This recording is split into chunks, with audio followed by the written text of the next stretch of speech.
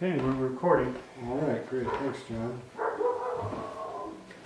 So let me give you some introductory remarks, tell you who we are and why we're doing this little video. I'm Joseph Yarrow. This is John Gilkison. We're the originators of the Electric Vehicle Organization of Southern New Mexico, which is really just an advocacy group that helps promote the adoption of electric vehicles and helps people learn to be comfortable with buying and using their electric vehicles.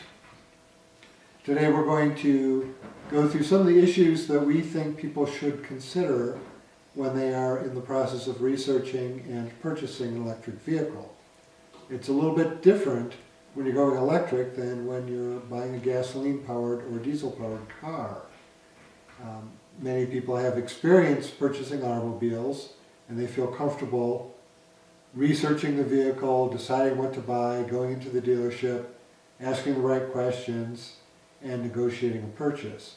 But there are some things you'll want to know when you're thinking about going electric. Okay, some of those issues are range and charging time. It's only been in the last few years that we've seen more EVs come on the market with over 200 miles of range. So it's getting better and better to buy an EV. I would look for, and I think Joseph would agree with me on a pure EV, look for an EV with over 200 miles of range. And there's several reasons for this, but one of the primary ones is, of course, you won't have range anxiety.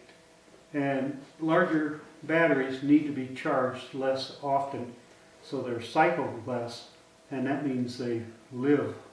Their life is extended because they're not charged as often. Also, you might have heard this winter that some of the EV owners in northern states were experiencing loss of range, and that's due to cabin heating and, of course, the cold and environmental conditions. But cabin heating or even cabin cooling takes a fixed amount of energy, and so the larger battery you have, the less percentage of that energy is going to be used up heating or cooling the cabin. So Tesla automobiles, the Tesla company has the best charging network in the country. They got supercharging stations every 150 miles or destination chargers, and all the rest of the EVs out there there's different charging companies that set up chargers for regular EVs, and they don't have the infrastructure that Tesla has. So if you can get a Tesla, if you can afford one, that's your best buy due to charging infrastructure, especially for traveling. Now when you're at home, it doesn't matter as much because you just charge in your garage. That's right. Thanks, John. So we'd also like to talk about home charging solutions. It's important for people to understand if they get an electric car, obviously they're going to have to plug it in somewhere. At this point in time, it's really only feasible if you are either a homeowner or you're renting a car where you have an outlet near where you park the car. Apartment owners right now are pretty much frozen out of this, and that's kind of an unfortunate thing. We expect that to change fairly quickly, but for now we're just looking at people who either own or rent a place where they can plug in their car, preferably in a garage. And really all you need in the garage is an electrical outlet. Of course, the speed of the charging is going to be much better if you have a 220 volt outlet near the car.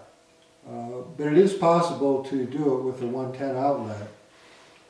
You just have to plan on longer charging times.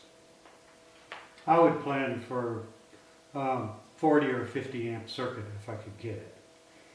Right, that's a really important thing, that as newer generations of cars are coming out, they can accept more and more electricity per unit of time, and so the higher amperage circuit, the better in general. Okay, lack of marketing by manufacturers. Sometimes they'll show up at a dealer and they won't, salesmen won't have information on your cars or be knowledgeable about them at all. This really shouldn't be a concern to you that much if you can get the car from them. We'll cover that later. But the important point is, do they have certified mechanics to work on the car? So, and this is something people misunderstand. You don't have to buy a car from a dealership in order to get it serviced there. Let's say I go to California and I buy a Mitsubishi or whatever, and I come back to New Mexico, I can just take it to my Mitsubishi dealer for servicing. And they can't freeze you out, or anything like that, because you didn't buy the vehicle from them. It's manufacturer specific, not dealer specific. So the basic thing is you need to do your research on the internet to find out about your vehicle and what you want and the features of that vehicle, because you're going to oftentimes be dealing with salesmen who know far less than you. So Joseph? That's right. So the lack of dealership expertise really is an issue, and one of the things that I experienced and John experienced going in to buy EVs is that both of us found that we knew more about the car that we wanted to purchase than the dealer did. And so it was really up to us to have done the research ahead of time. The other important point there is that if you go into a dealership and just tell them that you want to buy a car, they will not steer you toward the EVs. They will not even mention it. I have heard that a lot of dealerships make a great percentage of their money on the service, not the sale of the vehicle. The fact is, EVs do not require much service, and so dealerships are not really wanting to sell a lot of these cars. They know that they're not going to be making as much money on the sale. I've even heard that they may actively try to steer you away from buying an electric vehicle. It's not only a situation where they're failing to determine what's best for you and steer you toward the right car, they're actually steering you away from what is probably the right car for you. Okay, purchase cost versus cost to own. Currently, electric vehicles, because of the cost of batteries, tend to cost more than a comparable internal combustion engine vehicle. Now that gap is closing all the time. I think Tesla right now is down to $111 per kilowatt hour. So, and the other thing is, if you have a $7,500 tax credit, that narrows the gap a great deal. But anyway, even without that, you will spend about 50% less on average. It depends on where you are, what market you're in, and your local electric rates. But you'll spend at least 50% less on average for powering your vehicle, for buying electricity, than you would for buying gasoline.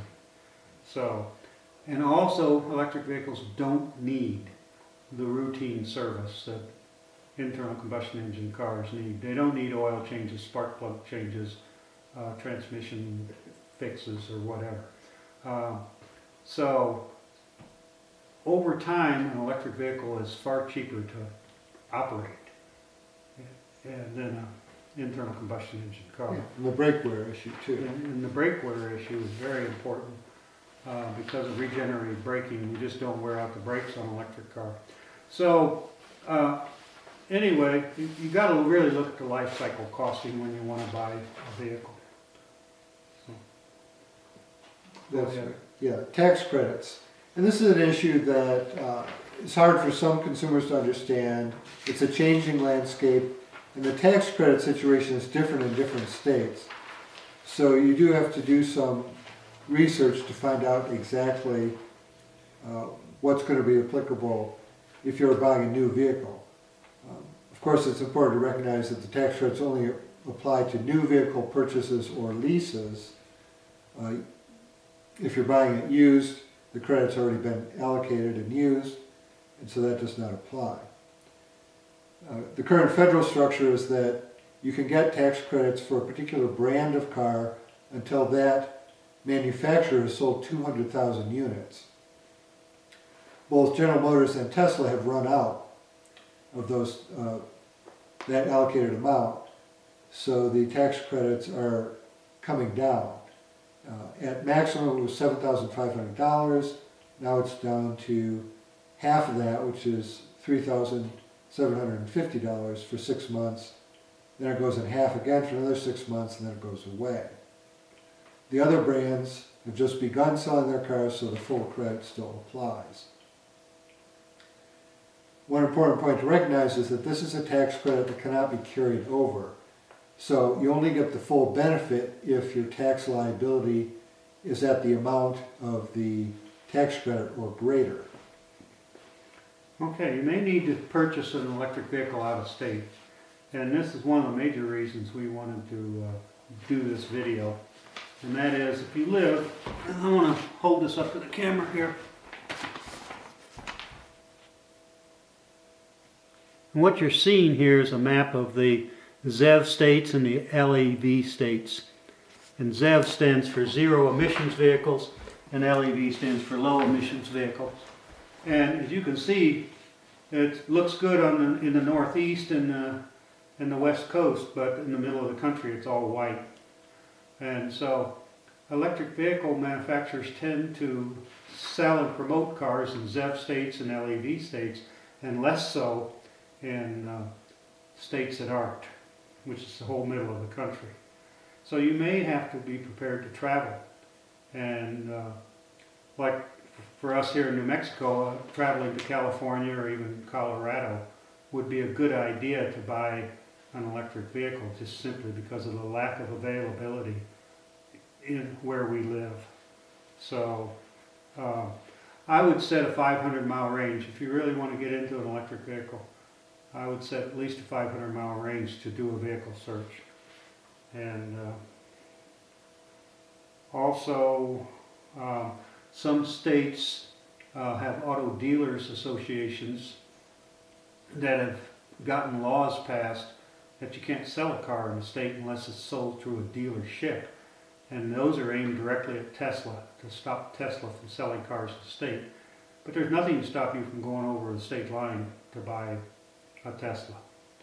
Well, you can buy it online in the state where you live and have it delivered, but if you want to go test drive it and stuff, you may need to go to another state. So, Joseph? Right. Many people find that the cost of buying an electric car new is prohibitive.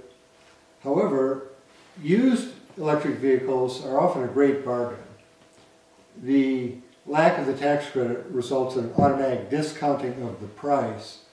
And very often, if you browse through used car listings, looking at battery electric vehicles or plug-in hybrids, you find some really good attractive deals for low mileage used cars. And one of the important points to consider here is that the mileage on an electric car is less meaningful than it is on an internal combustion car. With a modern internal combustion engine, you expect to have very little maintenance for the first 50,000 miles. But with an electric vehicle, that number is extended considerably. So, in general, if you're finding a used electric vehicle with fewer than 50,000 miles on it, and it may cost half the price of a new vehicle, that's probably a very good deal for you. You're not going to be looking at a lot of maintenance costs in the short run. In the long run, your maintenance costs are going to be so much lower that your total cost of ownership over the life of the car is going to be very favorable. Okay, we need to wrap this up. Okay. So, final comments here is we hope you'll be willing to do the work on, researching online to buy an electric vehicle or a plug-in hybrid electric vehicle. It's really worth it.